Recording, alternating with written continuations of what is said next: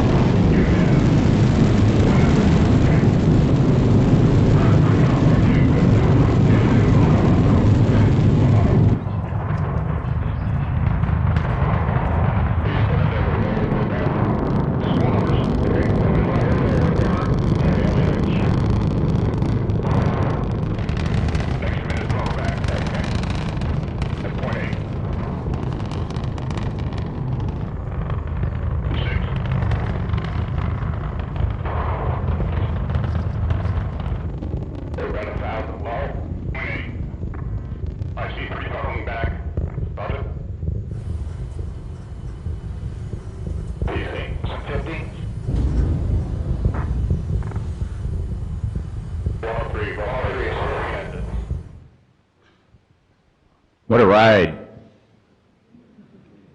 You just kind of have to sit back and experience all of it.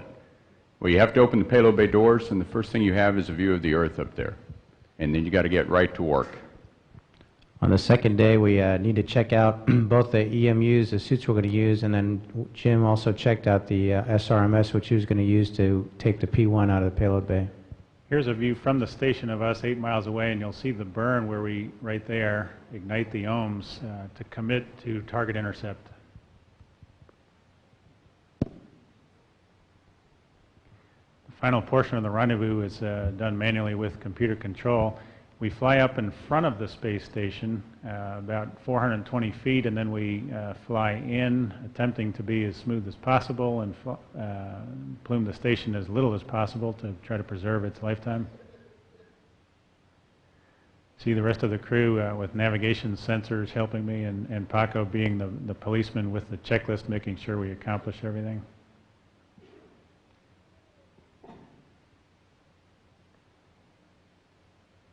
The system is a real testament to the engineers and folks who designed the vehicle. It's amazing to me that you can be flying this fast and be within a half an inch of where you need to be and within a hundredth of a foot per second of the desired target at contact.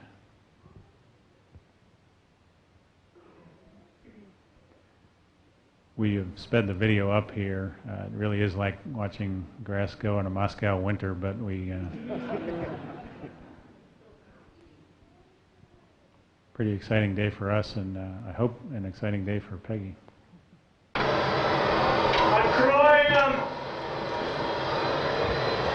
Expedition 6 open gauge. This is very important things. Yes. Valery, привет. Hi guys, how you doing? Yeah.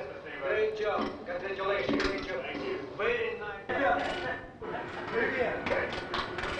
Как ты ел?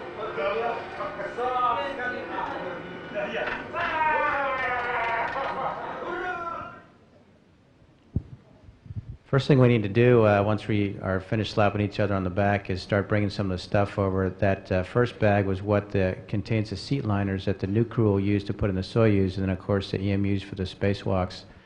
Getting ready the night before the first spacewalk, we had to put some anti-fog in the helmets and configure all the tools. It's a pretty tedious job. It usually takes us well into the night. And the next morning it's time to get up early and hit the deck running. The first day of docked operations, it was my job to lift the P1 truss out of the payload bay. As Peggy mentioned, I lifted up where she could reach it with the station arm and hand it off to her for the final installation. Ken Barasox assisted me, is a tremendous leader and a great asset to me. I was really thankful that he stayed on board our side for this day to help getting the P1 truss, which you see in our payload bay. Here we are moving the Canadian robotic arm. Mike Elea is doing some pre-breathing, trying to purge the nitrogen from his joints in preparation for the spacewalk to go out and activate the P1 truss. We handed the payload off to Peggy, who's moving in, grappling on the station side. Joint operations very closely coordinated between the two crews as I held the payload and she moved in to grapple it, and then I released it. It's all hers, and then she'll move it in for the final position for installation on the space station. I'll move the arm away and use the camera on the end of the arm for a better view. During all these arm ops, the guys in the airlock were also working pretty hard, getting ready. We had to be at a certain point before they could suit up, and so there were a lot of coordination between the guys in the airlock and us while we were attaching the P1 truss.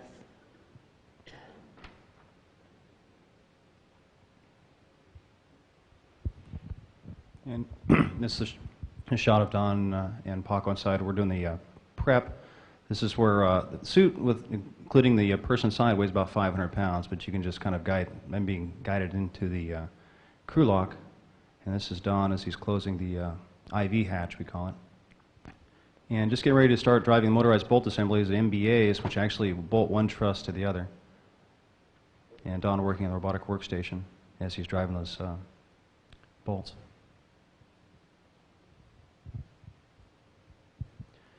Once they were securely fastened to each other, we got to go outside, and there's really nothing that I could adequately say that would describe what this feels like.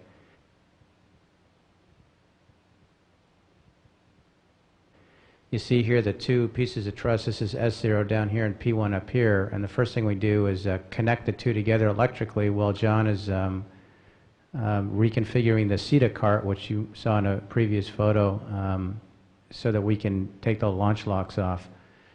Thanks to the wireless vision system, you can see up close some of the work that we do.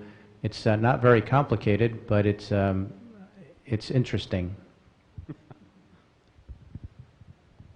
I'm using a manual ratchet. About 50 foot-pounds are required to turn the bolt, and I'll turn those for one turn. So look like from inside of the shuttle looking out to P1. And then once I get those removed, I use the pistol grip tool, or PGT, and I let go, and my tether kind of pulls it out of the slot. And here I get a chance to go ahead and stow it. This is like herding cats also, getting it all stowed back into the bag. It looks a lot easier there than it was in flight, let me tell you.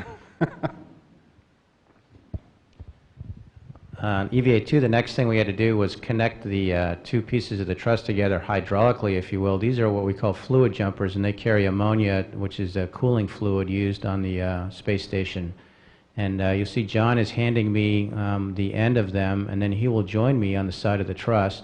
This is what happens when the sun goes down. This is real time. It doesn't take very long at all. Once we get them connected, we open the bail to open the valve to allow the two pieces to be connected together, and this is just sort of an overview of the two jumpers in place.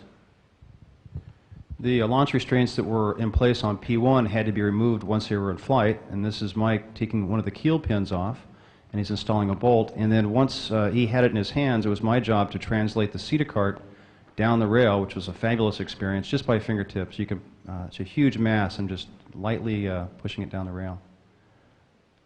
As Mike controls it, we have to take the keel pin, and now Mike will install it inside the truss. And this looks like from one of the cameras on the back of the payload bay.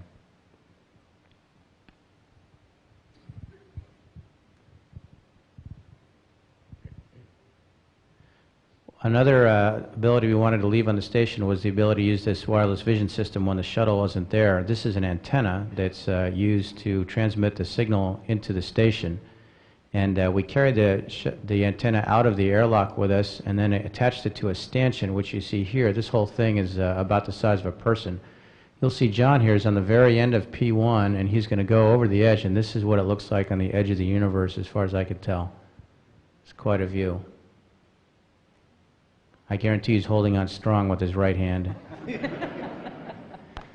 soon as the sun went down again, I grabbed that whole stanchion thing and handed it to John, and he's locating it here in the foot place where we're going to attach it using the pistol grip tool to attach it. And once it's all in place, we can take the cover off like chicken dinner. Consider this the ride of my life. The robotic arm is coming into position right below the seat cart, and it's my job to install a foot restraint onto the arm. And this is Mike removing the little, they're called wheel bogies, as I pull the seated cart away from the rail. And then I had the opportunity to ride the robotic arm, courtesy of Don Pettit, all the way around underneath the space station to its fullest end. And it started off, and it started getting dark, and it was the blackest black I'd ever seen. And as we came back around the starboard side, the sun came up, and the most tremendously brilliant white light illuminating the station. And Mike guided us in, and here he's putting the last wheel bogie in place and locked it in. Well, we knew we were going to have to come inside soon, so we took the opportunity to take a couple last pictures, and all good things must come to an end. But we went inside feeling that we hadn't lost anything, and later we confirmed everything because we double count just to make sure. Getting out of the suit is a relief. It's like you coming home after a long day's work. You can see John and I look both a little whipped. Transfer was a big job. During this time, we had to get large bags like the 5 mle bag floating up there, plus all the other hardware for EVA support and just for the Expedition 6 crew to have while in orbit. You can see lots of different things going on. Don's doing IFM while everything else is going on, so busy time. And here we're installing one of the payloads, actually exchanging. We had a new one brought up on the shuttle and putting it to the station, and then this one's going back home on the shuttle. Estes. Protein crystal goes in. This is a tour starting on the flight deck of the shuttle. Heads down onto the middeck and around. You see all the bags. This is obviously a little speeded up. You do a loop to go through the airlock and into the to the laboratory module, and you can see a lot of activities going on. You got to avoid people. That's actually one of the things that took a little longer for me to learn since I didn't have many people around. And you can see that the node was a little cluttered. The airlock there to the side, and then we continue on through the PMA and into the FGB. This is all Expedition 6 and 7's food, minus the stuff we ate. And heading into the PHO. Below us was the docking compartment, and here is the service module, which is the main area. We have the galley here and the toilet, and then at the end of that is the progress. I hope that my crew, Don, Nikolai, and I will be able to work as well over the next 4 or however many months we end up living on station. Hopefully more than 4. And this concludes our ceremony for today. Thank you all for joining us. Again, a change of command ceremony steeped in naval tradition. It's an honor to be part of ceremonies like this. I mentioned that another tradition is to put the flight patch up on board the vehicle. We have an awful lot of flights getting ready to go. Luckily, the station's getting bigger, though. And here's Valeria installing our patch. Also in the node, we have a separate area for the expedition crews that have been up there. Number 5 looks good. Okay, here it is, the crews, everybody's saying goodbye, leaving Expedition 6. Don and Sox and Nikolai, who are still up there having a good time. Sox wrote me a note and said he successfully made Jell-O. Here's L.A. closing the hatch. And here we are on the flight deck just before we undock, and things have to get back to work now. In other words, we have to concentrate on what we're doing because we're about to separate the shuttle from the space station. And this is a view out the window. That also must have been something naval. I'm not sure what that was.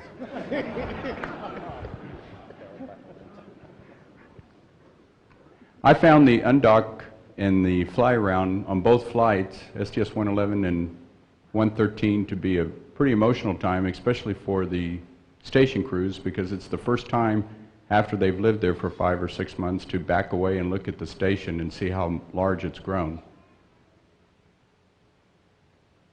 It's really a beautiful time to look at the station with the Earth in the background.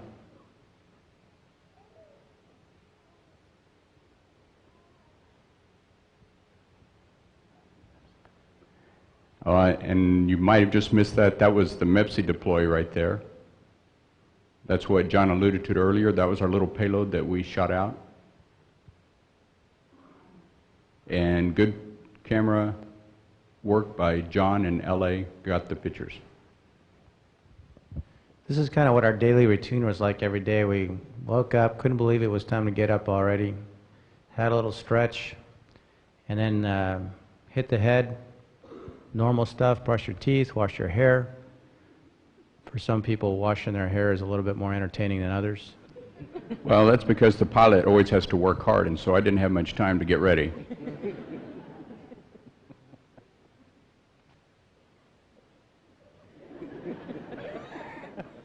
And I'm good. We had the exercise device there was a cycloergometer, a little bit different from the one on the station, but same idea. And here is some more of the just housekeeping that we have to do for the shuttle on each flight. These are LiO cartridges that have to be changed out, and it takes quite a few people to do it. A little physics experiment. If you get the angle of the pliers just right, you can watch the nonlinear motion where it trades energy from the different spin motions. I found a bag of pistachios in the food locker, and surprised my wife had given us a bag of pistachios, and Peg was really good at the zero-G experiments with pistachios. That's the way to eat right there. We also had to do a few fluid experiments just to make sure we had completed all our scientific investigations. And I thought it worked well with orange juice because you can see it better.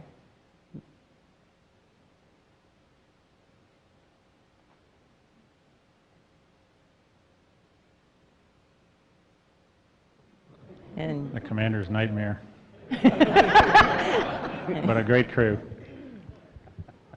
In an effort to show you what happens inside the fluid, you can see the necklace and also some other bubbles of air inside the droplet of water. Finally, at the end of a long day, it kind of ends the same way it starts, going to bed. This is how we sleep. These sleeping bags are attached in various ways. Some people like Peggy like to be kind of bungeed in. Other people like Paco just strap a bag to the ceiling and hang there. And on reentry day, well, one of the 3 reentry days we had, put my suit on 2 legs at a time. Here's Paco. There's only 3 of us on the flight deck. I'm the lower portion of the screen here, MS2, and down on the mid deck. Expedition 5 in the mid-deck, we tried to give them a smooth ride home, but it's not possible. It's a really rough train ride coming down. Hey, roll on out. Hide the runway inside, good overlay on the right. Hey, good on the left. These calls are all Paul helping me. Hey, you're lined up. 3,000, speed brakes commanded about 10%. Okay. 2,000 should be the pre-flare. Gears on with the light. More the guns. 1,000 feet, 306 max.